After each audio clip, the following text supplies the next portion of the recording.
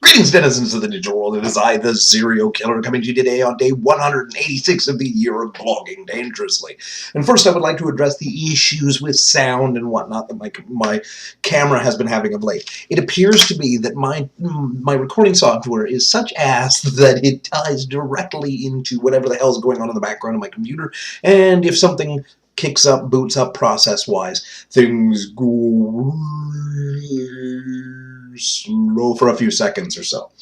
That's just how it is. I've got to get better software. I know that. But what is this? It's a ridiculous experiment in recording once a day for a year that won't go anywhere, and you know it.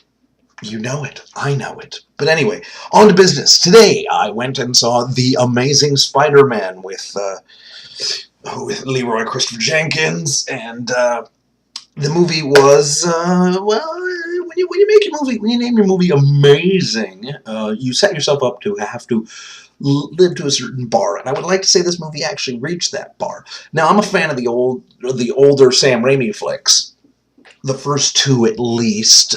There's some debate between myself and Mr. Jenkins about which of the movies was the worst. Mine was the third, with the sudden shift from from Peter Parker being the goo gee nice guy hero to being a freaking emo lesbian, but Mr. Jenkins hates the second one more.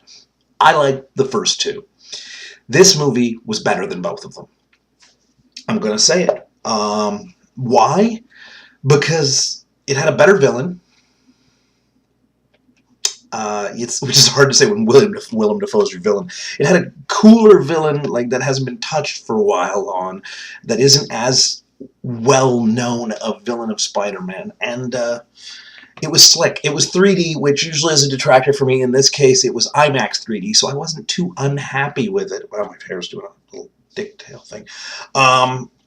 And let's see, it had a younger cast, definitely, with Andrew Garfield and Emma Stone in the leads as Peter Parker and Gwen Stacy. But it had an older touch as well. It had a veteran actor's touch in that there were Martin Sheen played Ben Parker. You had Sally Field as Aunt May, and surprise for me, big surprise for me, was Dennis Leary as Gwen Stacy's father. This movie, it was an origins movie again. It was a reboot. It was retcon. This is something I usually despise in movies, is when they just take the same crap and they do it over again. But it works for comic book movies, because there are retcons and reboots all the time in comic books. It's something I'm going to go into in a bit of writing at some point in time, I think, that whole why it works for comic book movies. But in this case, you've got it's a younger age Peter Parker. He's about 17 years old. He's in high school still. He's not exactly the popular kid. Wow, that's obvious, right? But he's a kind of a slicker, cooler Peter Parker than the Tobey Maguire one. And at the same time as he's a little bit more adapted and less of an outright just dork than Tobey Maguire was, he's still not exactly a functional social being.